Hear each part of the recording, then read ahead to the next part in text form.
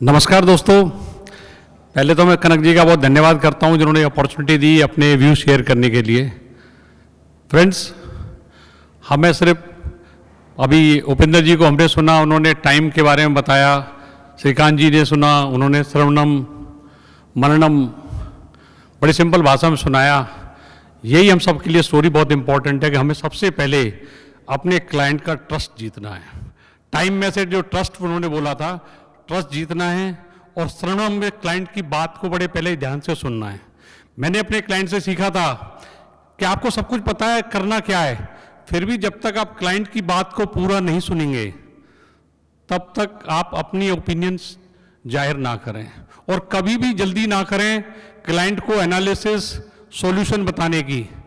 आपको पता यही सॉल्यूशन आपने आधे घंटे बाद देना, 2 दिन बाद देना, 1 दिन बाद देना, तब भी जल्दी ना करें। क्लाइंट को ऐसा लगता है इसने मेरी बात को ध्यान से नहीं सुना, कुछ सोचा समझा नहीं, कुछ तुरंत जवाब दे दिया। तो श्रवणम मननम दोनों इंपॉर्टेंट पॉइंट हैं जो श्रीकांत जी ने बोले। मैं अपनी छोटी सी स्टोरी में बताना चाहूँगा कि मैंने जो AUM एक साल में 500 से 1100 करोड़ की जर्नी हमने पूरी करी, उसमें मेरी नॉलेज, मार्केट का आउटलुक मेरे लिए बहुत हेल्पफुल रहा। मैं इक्विटी मार्केट मेरे ब्लड में है, मैं सोता भी इक्विटी के साथ हूं कि कल मार्केट कहाँ खुलेगी, बंद कहाँ होगी, आगे क्या लग रहा है। मेरा जीवन का रोज 4 घंटे इसी मार्केट की सोच विचार में निकाल देता हूं मैं, सोने से लेकर जगने तक। और इसी बात का मैंने इस साल बहुत फायदा उठाया। मेरी इलियट वेव की थ्योरी कहती थी कि निफ्टी 25,000 जाने वाला है इस साल में, और हमने लास्ट ईयर बहुत ही एग्रेसिवली इक्विटी को सेल किया। हमने FD वाले क्लाइंट्स को हाइब्रिड फंड में कन्वर्ट किया, पीछे पढ़ के किया। और जैसे 27 अक्टूबर को एक हमारी टर्निंग डेट थी गान थ्योरी पे कि मार्केट को बॉटम लगेगा, उस दौरान 15 दिन हमने बहुत एग्रेसिवली इक्विटी को लोगों के पैसे इकट्ठे कर करके डाले, जबरदस्ती डाले।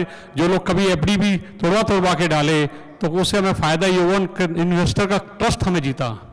और उन इन्वेस्टर ने और आगे चल के, जैसे 4 जून को एक हमारी फर्दर कैलकुलेशन थी कि मार्केट बहुत तेजी से लो बना के रिबाउंड करेगी, उस दौरान भी हमने कुछ NFO बेचे। जैसे 27 अक्टूबर को एक NFO आया था, नॉर्मली में NFO अवॉइड करते हैं, एडलवाइज का मल्टी कैप फंड, तो उसमें हमने 20 करोड़ रुपए इकट्ठे किए मल्टी कैप फंड में, जो आज 60-70% से AUM वैसे ही बढ़ा हुआ है। तो इसी तरह से फ्रेंड्स, नॉलेज लेना भी बहुत जरूरी है। मैंने सारी बातें सुनी, एसेट एलोकेशन बहुत इंपॉर्टेंट है, क्लाइंट का गोल बहुत इंपॉर्टेंट है, क्लाइंट की एलोकेशन के साथ साथ आपकी नॉलेज बहुत इंपॉर्टेंट है। आप कितने कॉन्फिडेंस से बात करते हैं कस्टमर के सामने। कस्टमर सिर्फ ये देखना चाहता है, कस्टमर को कोई परेशानी नहीं। कस्टमर भी जानता है इक्विटी मार्केट या कोई भी, हम ड्रीम्स बेचते हैं, जैसे हमारे भी पहले फ्रेंड सर्कल ने बताया, हम सिर्फ ड्रीम्स बेचते हैं। कल को किसी को नहीं पता ड्रीम्स कैसे होंगे, पर अब ड्रीम्स बेचते समय हमें वो प्रेजेंटेशन बढ़िया रखनी है, कलरफुल रखनी है। अगर हमें उस प्रेजेंटेशन को करते समय कॉन्फिडेंस है तो क्लाइंट कभी मना नहीं करेगा। और क्लाइंट जानता है कि 100% एक्यूरेट कोई भी नहीं हो सकता।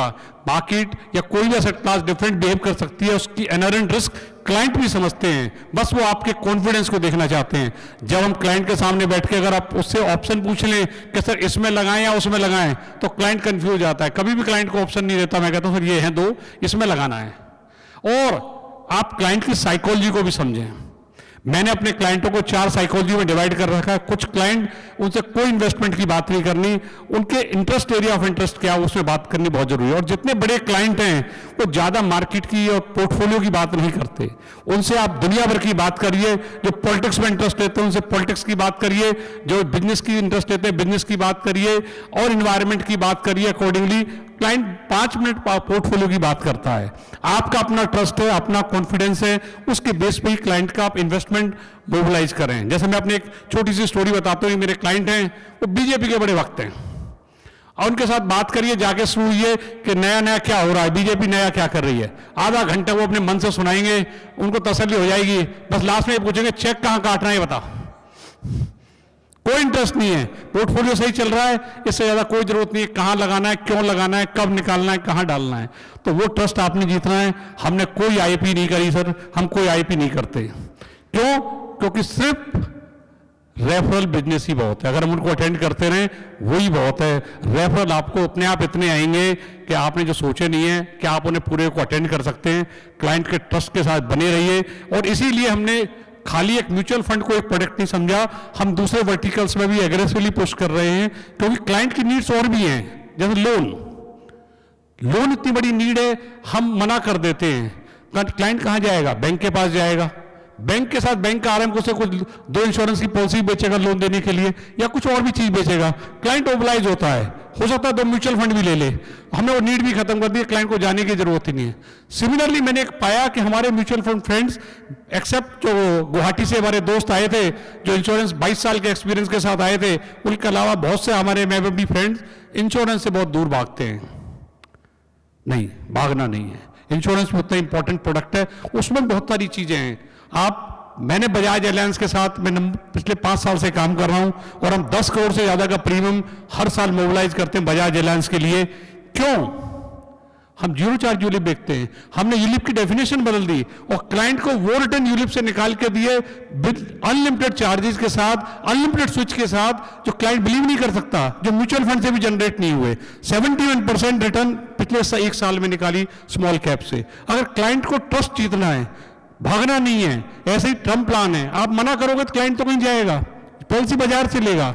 तो आपको अपने आप को विंग को डाइवर्सिफाई भी करना है डिफरेंट प्रोडक्ट बास्केट में। अब आप बिलीव करेंगे, जब से हमने इंश्योरेंस बेचना शुरू किया तो हमारे कस्टमर उल्टा हमें पॉलिसी बेचते हैं। यार राजेश जी, ये देखना 4 ना पड़ी हैं, 2 बैंक से ले ली थी, मजबूरी बढ़ गई थी यार, क्या करो, बैंक वाले ने बेच दी, अब क्या करना है?